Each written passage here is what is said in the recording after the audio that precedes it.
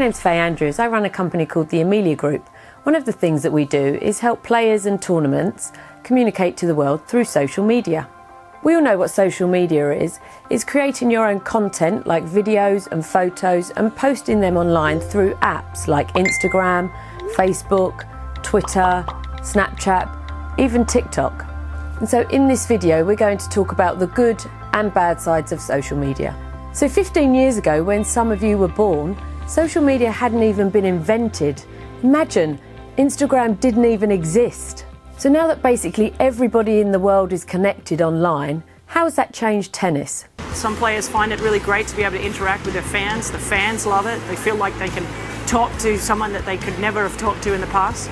So I think it's changed everything about the world in general. And then it also puts a lot of spotlight on somebody. As Renee said, one of the main reasons social media has become so popular in tennis is that it gives fans a real chance to connect with players.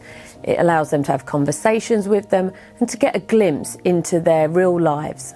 I follow a lot of tennis players on social media, but my favorites are, of course, Serena Williams, Rafa, Novak, and I really like their feed. This creates a strong link from fans to players and to the sport, which we hope means that they continue to support the sport, buy tickets to watch matches at tournaments and also continue to watch on TV. It allows fans to have conversations with players, learn more about their personality and get a glimpse behind the scenes and see what the life of a tennis player is like. We asked Dominic Thiem what he thinks about social media, and he agreed that there are lots of positive sides to using social media. So many nice messages from all the fans, which is amazing, and I think for me it's interesting if you put on pictures how many people are watching it, spreading out good messages, and it's a good part of the modern world. It's good to post something on social media to tell everybody what is happening with your life and stuff like that. I went to a tournament in Spain before, and then I posted my matches and how it went. When we watch tennis on TV and we're watching a match, we don't often get to see exactly what a player's like, if they're funny, what their hobbies are, what their interests are. Social media is a great way to show your personality and talk about the things you're interested in. We all know that lots of time spent at tournaments, waiting around, travelling, can get boring, so you can get creative and have some fun like some of these players have. Social media also gives you the chance to help charities and causes that you're interested in by sharing their content through your channels. Here you can see that Bianca Andreescu posts a video to show a visit that she made to a right to play scheme that she supports. By posting on her Instagram, over 200,000 people got to watch the video and learn about the charity. Sponsors love social media. It gives you a chance to promote their products, and it also gives you a chance to attract new sponsors. Most sponsors will look at your social media channels before they sign you, so make sure that you're presenting yourself in a positive way. You need to show your personality, you need to show what you're doing, but you don't have to be negative. You must be professional on social media. And you shouldn't post personal details about your life or family things. That's a reason to think really carefully about what you post online on social media channels, because it can have a direct effect on the money that you earn as a professional player. Be careful what you post online. But I don't have a phone. Things that are good to do. Have fun, be creative. Show the best bits of your personality.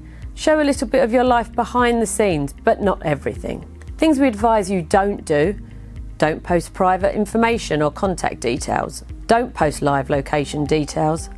Don't talk on social media about injuries before matches. Don't ever agree to meet someone in person if you only know them online. Someone can always take a screenshot of anything that you put online, and therefore it won't disappear.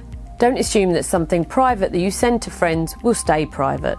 As I said earlier, there are good and bad sides to social media, so we've talked about some of the positive ways that you can use social media, but we also need to talk about the negative side of social media.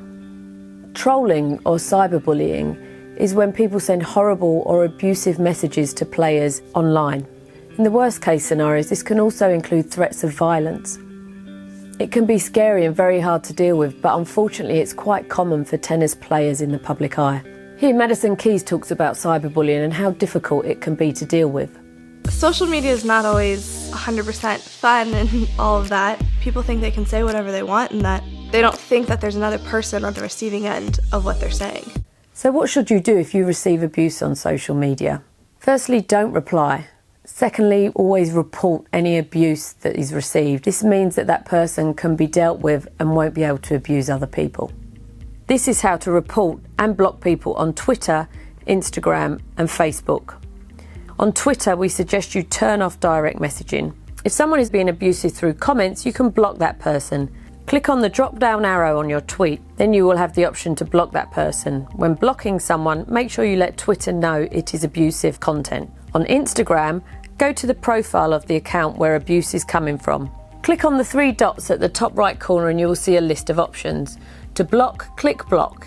To report abuse, click on report and then it's inappropriate. Then you can report the individual post or message or comment or report the whole account and the reason for the abuse. On Facebook, click on the photo of the account to take you to their profile. Then click on the button next to the message. This will give you options of how to report or block the profile.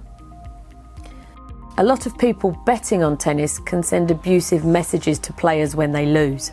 As we talk about in the tennis integrity video, the tennis integrity unit is there to help deal with this.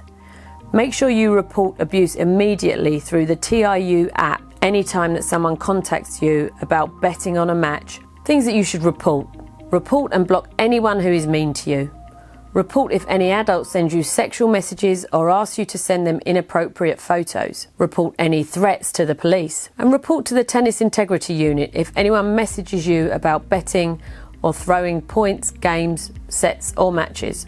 If you ever receive anything that you're uncomfortable with on social media, report it to somebody. Talk to your national association, talk to somebody at Tennis Europe. We're always here to help.